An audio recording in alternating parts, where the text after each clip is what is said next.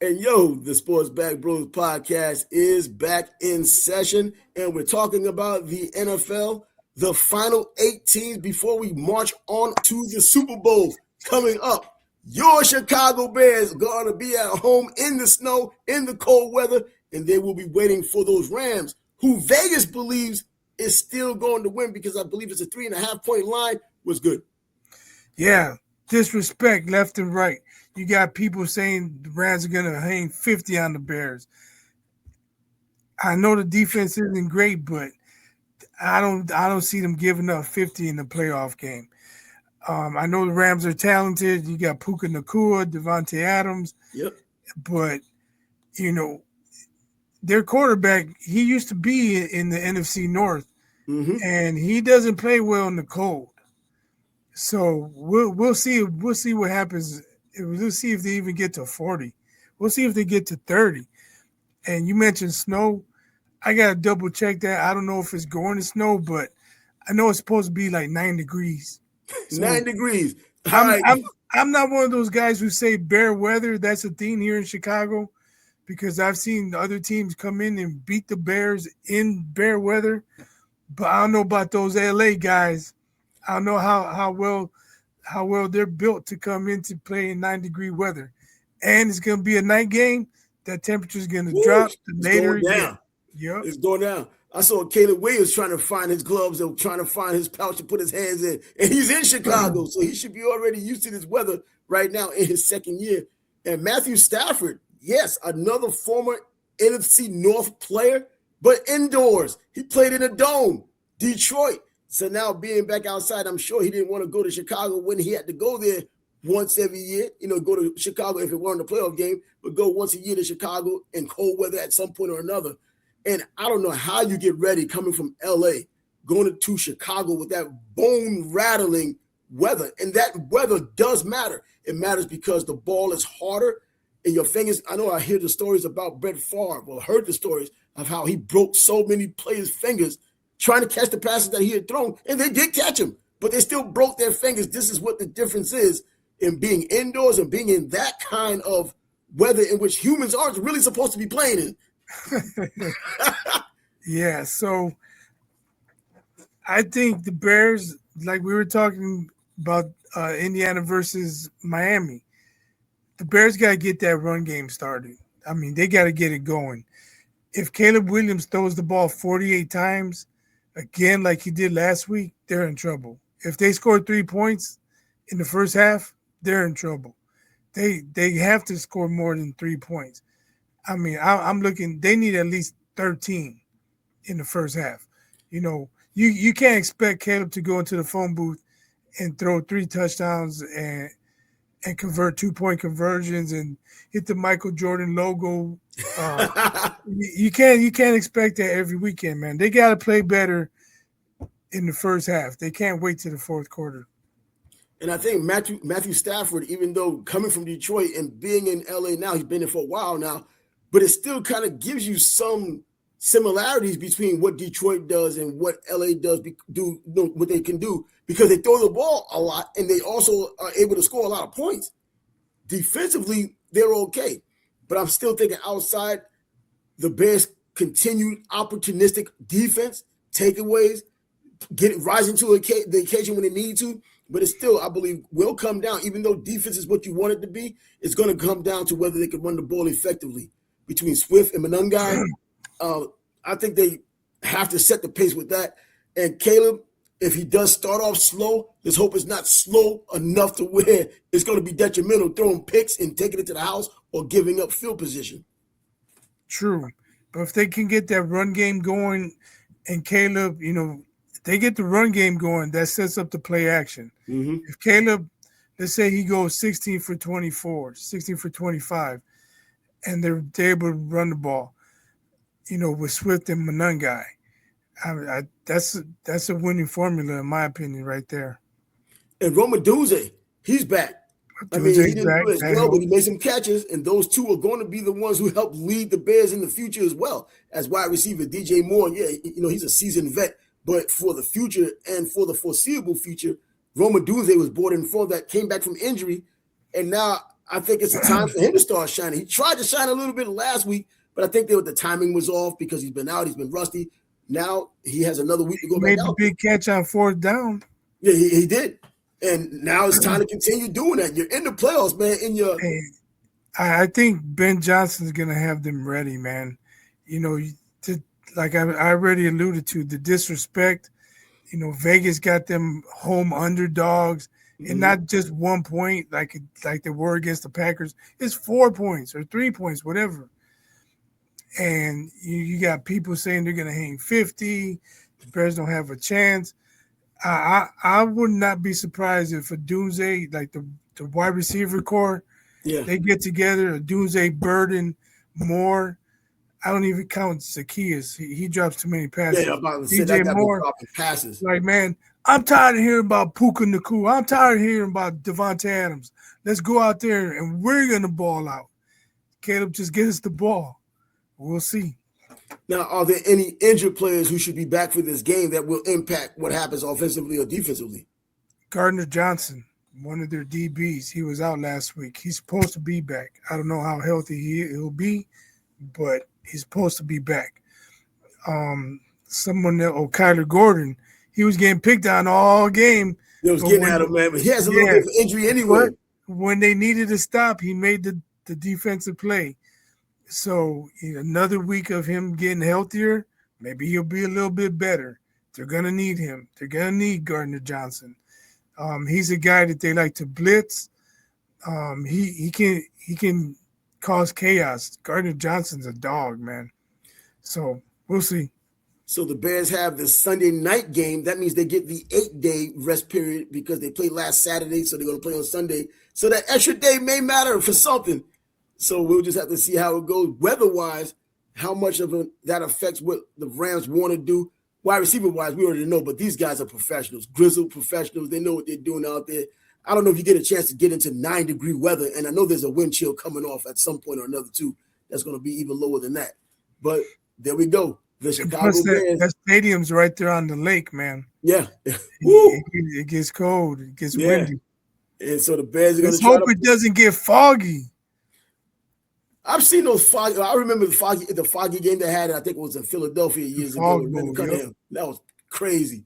But to see how the Bears pull this off. I mean, they have the weapons to be able to do it, and we've seen Carolina really give a problem to the Rams.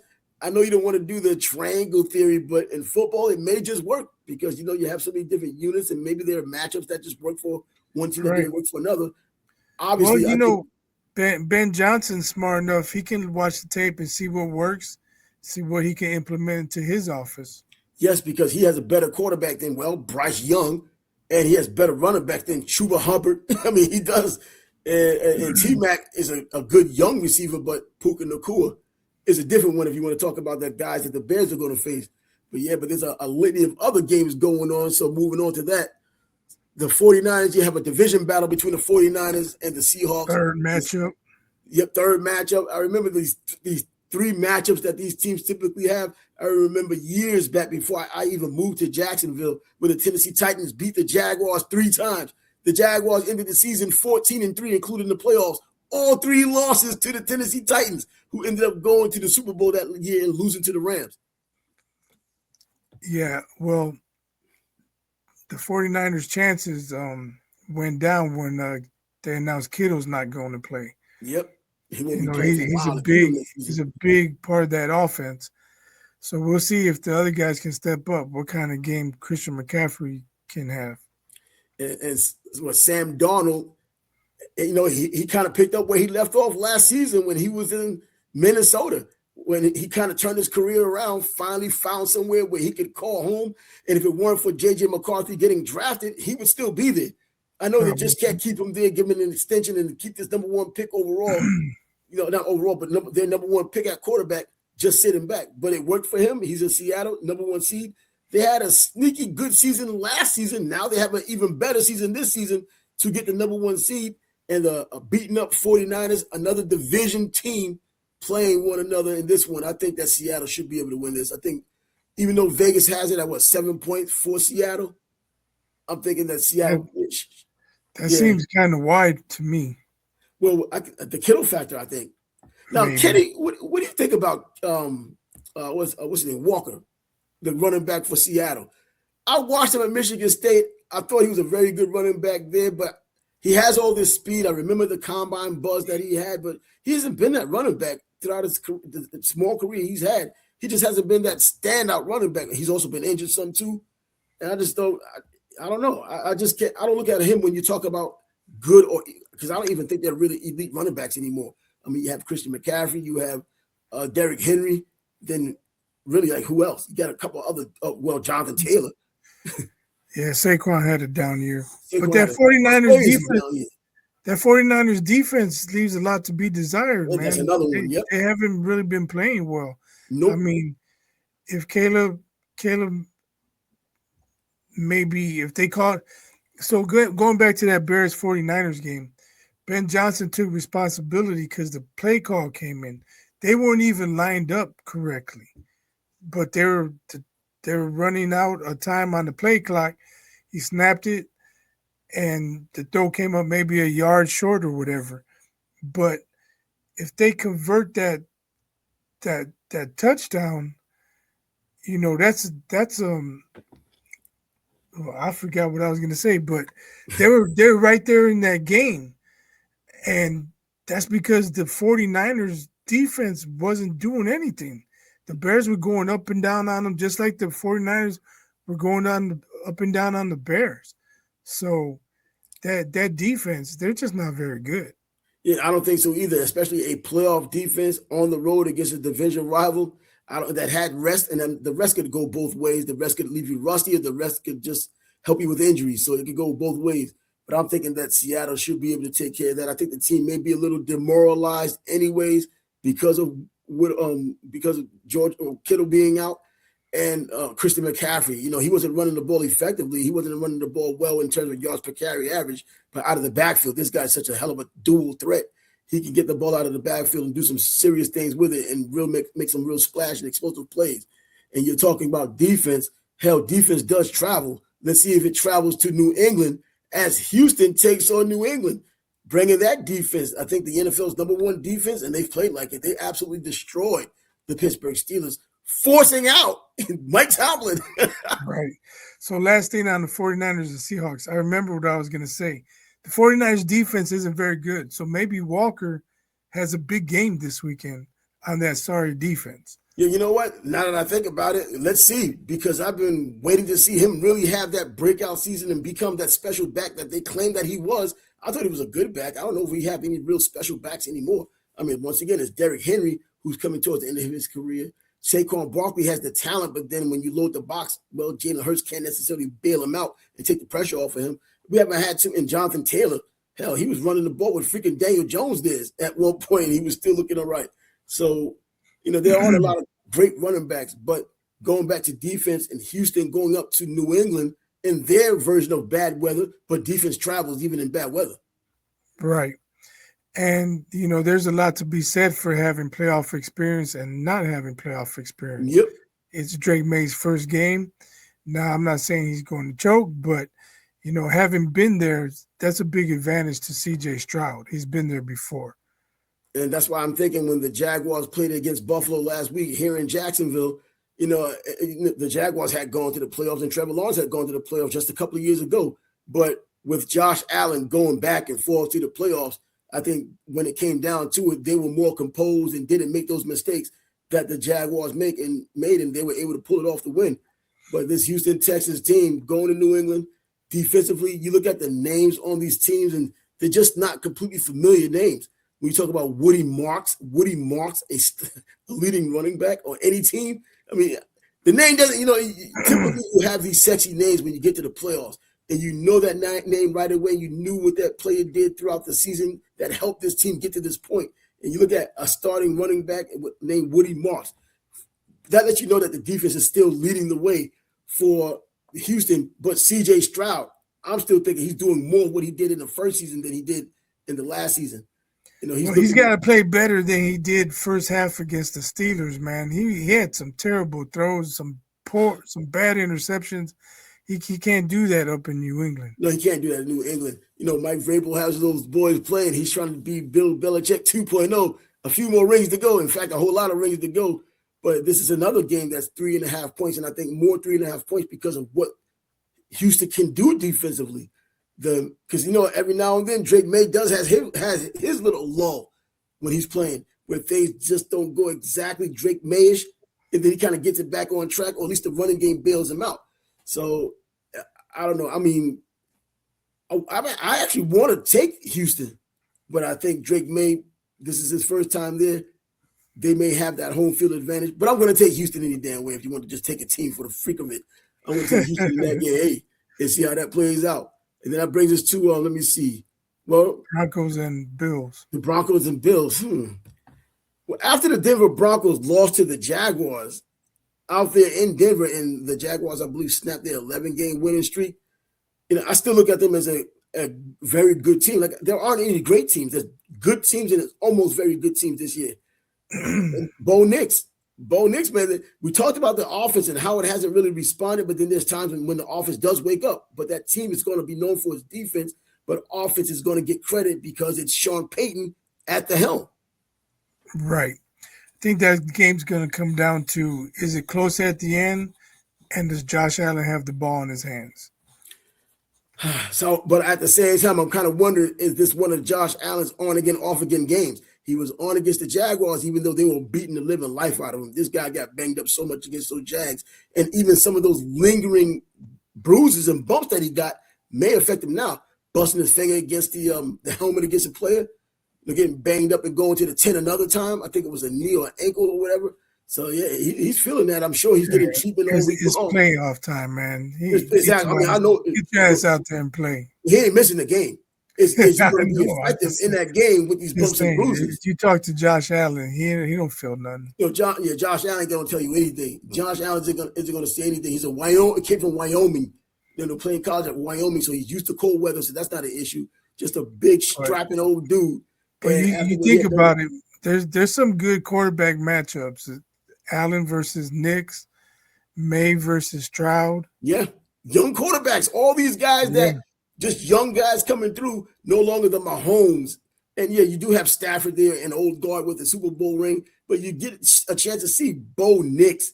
I mean, Bo Nix, come on now. And just when Peyton didn't look so great when he came back, and I was like, kind of bit off more than he could chew, and then he kind of gets it on track with Bo Nix and the rest of the defense primarily, and here they are.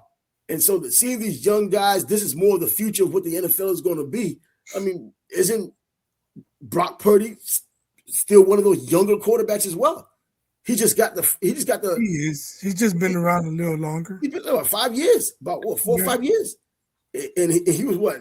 Wasn't he Mr. Irrelevant? He was the last pick of the draft. So he's still rocking with that Cinderella story. Well, that said, Josh Allen, how long has he been in the year? How many years has he been in the league? Not the years. That was wrong. I think 4 or 5 seasons too. Right. Because it seems like he's been in the playoffs, but he hasn't really won.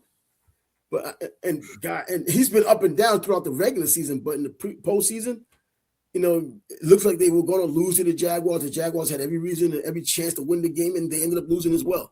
So, but anyway, that's but based off that that tush push where he almost scored from the 10. Yeah, right. That might be their best offense. Just keep running it. Bro, they're the number one rushing team in the NFL, but we were expecting James Cook to lead the way. Them Jaguars had a way to lock him down, and they did lock him down. I don't think other teams have a defense like the Jaguars, having a chance to see the Jaguars in every game this year. That defense it doesn't get as much credit probably because it is a Jaguar defense, but in terms of takeaways and being able to stop the run, hell, they were the number one run defense this year against the rush. And good defense beat that offense in terms of the offensive running game, but that factor was Josh Allen being the determining factor in whether they were going to win or not. So there we go with that. So I guess we can lock it down now and come back after all this is said and done.